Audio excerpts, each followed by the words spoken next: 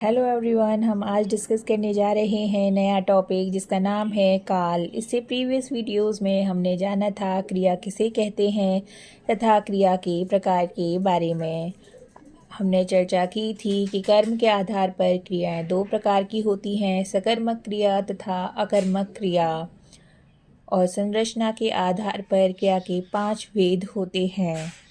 अब हम चर्चा करेंगे काल के बारे में। क्रिया के जिस रूप से क्रिया के होने का समय तथा उसकी पूर्णता तथा अपूर्णता का बोध हो उसे काल कहते हैं। काल के 3 भेद होते हैं, भूतकाल, वर्तमान काल और भविष्य काल। सबसे पहले हम चर्चा करेंगे भूतकाल के बारे में। क्रिया के जिस रूप से बीते हुए समय का बोध हो वह भूतकाल कहलाता है।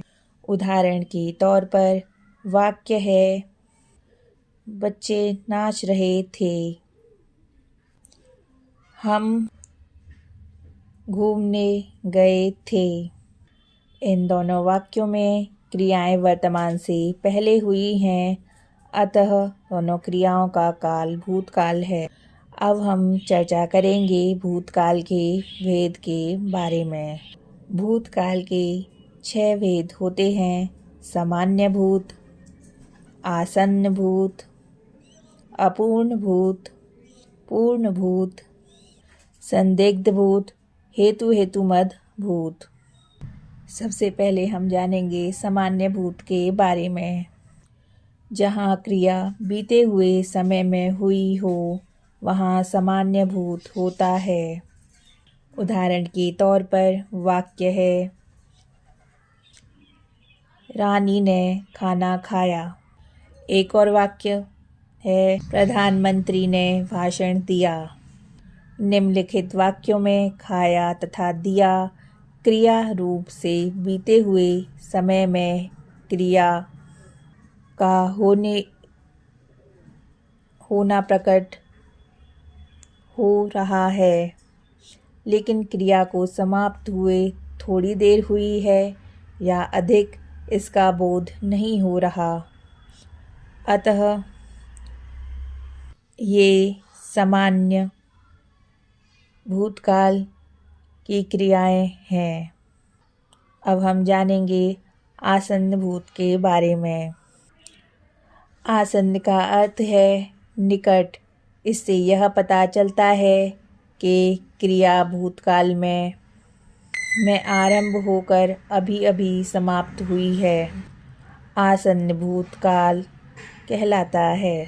उदाहरण के तौर पर वाक्य है, गीता ने रीता को पत्र लिखा है। दूसरा वाक्य है, श्याम बाजार गया है। उपयुक्त वाक्यों में लिखा है, गया है। क्रियाएं भूतकाल से आरंभ होकर अभी अभी समाप्त हुई हैं, अतः ये आसन्न भूत के उदाहरण हैं। अब हम चर्चा करेंगे अपूर्ण भूत के बारे में। क्रिया के जिस रूप से यह पता तो चलता है कि क्रिया भूतकाल में हो रही थी, किंतु यह नहीं पता चलता कि कार्य समाप्त हुआ है या नहीं, वह अपूर्ण भूत कहलाता है। उदाहरण के तौर पर वाक्य है, बच्चे खा रहे थे। दूसरा वाक्य है, रानी पाठ याद कर रही थी। उपयुक्त वाक्यों में खा रहे थे, कर रही थी से पता नहीं चलता कि कार्य समाप्त हुआ है या नहीं, अतः ये अपूर्ण भूतकाल के उदाहरण हैं। अब हम चर्चा करेंगे पूर्ण भूत के बारे में। क्रिया के जिस रूप से यह पता चले कि काम भूतकाल में ही पूरा हो चुका था, वह पूर्ण भूतकाल होता है। उदाहरण के तौर पर वाक्य है, स्टेशन पर रेलगाड़ी आ गई थी। दूसरा वाक्य है, बच्चे खाना खा चुके थे। और प्रयुक्त वाक्यों में आ गई थी, कर लिया था। क्रियाओं से स्पष्ट हो जाता है कि कार्य भूतकाल में पूरा हो चुका था, अतः ये पूर्ण भूतकाल के उदाहरण हैं। अब हम चर्चा करेंगे संदिग्ध भूतकाल के बारे में। बीते हुए समय में जिस काम के होने के बारे में संदेह हो वह संदिग्ध भूतकाल होता है। उदाहरण के तौर पर वाक्य है, उसने पढ़ लिया होगा। गीता ने निबंध लिखा होगा। उपयुक्त वाक्यों में पढ़ लिया होगा तथा लिखा होगा से स्पष्ट है कि काम के होने के बारे में संदेह है, अतः ये क्रियाएं संदिग्ध भूतकाल की हैं।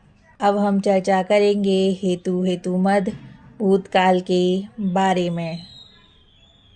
भूतकाल की एक क्रिया जब दूसरी क्रिया पर आश्रित होती है तो वहाँ हेतु-हेतुमद भूतकाल होता है। उदाहरण के तौर पर वाक्य हैं, यदि वर्षा होती तो फसल अच्छी होती। दूसरा वाक्य है, यदि तुम परिश्रम करते तो ज़रूर सफल होते। उपयुक्त वाक्यों में प्रयुक्त क्रियाएं होती तथा करते से होना या न होना प्रकट होता है। एक क्रिया दूसरी क्रिया पर आश्रित है, अतः ये हेतु-हेतुमद भूतकाल के उदाहरण हैं।